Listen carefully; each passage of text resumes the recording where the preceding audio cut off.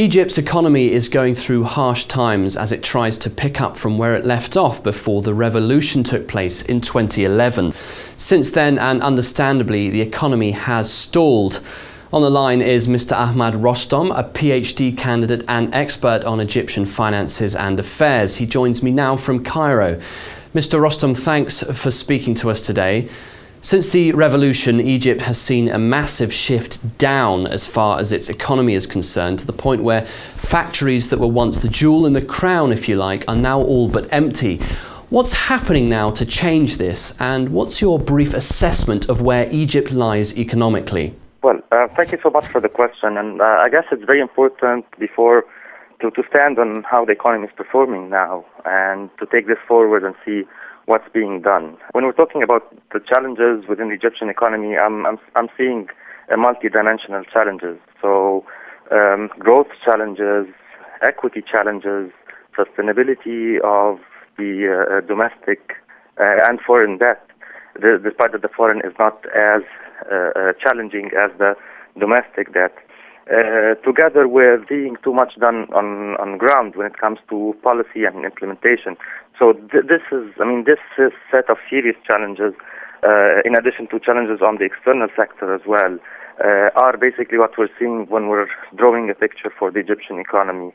We're having a slowdown in growth, and we're looking at some sort of a 25% devaluation in currency since the January 25th revolution, out of which 13% is in the past 12 months of devaluation in the currency. This is putting pressures on importing of necessary goods for consumption like wheat and oil. And this is also reflecting when it comes to logistics and transportation, as people are suffering to get their oil and gas for transportation. So this is how the big picture is reflecting on people's daily life. The other big problem, of course, is energy and fuel. The government is now cutting subsidies on things like petrol, with some people having to queue all day just to fill up a tank. Is there a real danger Egypt could crumble in on itself, as every modern-day economy needs fuel and energy to operate efficiently? Well, yeah, let me take it from what you just mentioned. Well, fuel is a common good that we're consuming on daily basis. I'm not seeing that as dangerous as it might look like for the case of Egypt, for many obvious reasons. The Egyptian people are peaceful by nature, and they adapt to changes, although these recent changes are a little bit new to them. I'm currently in Cairo to get some data for my research, and I'm seeing people are trying to develop sort of civilized ways of queuing when it comes to waiting to get their gas. They adjust their timings and the consumption needs based on when gas is available, so on and so forth. And we're hearing about government plans to introduce smart subsidies through smart cards that would put some smart or innovative restructuring when it comes to the subsidy, the distribution of subsidies among the people, out of which a certain ceiling for consumption will be subsidized. Beyond that, people will be paying the international prices or something close to international prices in a way to try to ration the commonality of subsidies among the various income groups. So these are some sort of transition that people are going through, and I'm seeing some sort of a reception to this because it's part of the process of the transition and of moving into a more stable economy.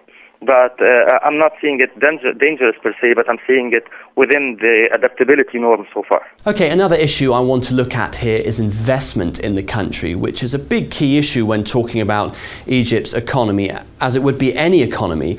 Rising unemployment is playing a huge role in stunting economic growth in the country, and this can be blamed on a number of things, including a lack of investment.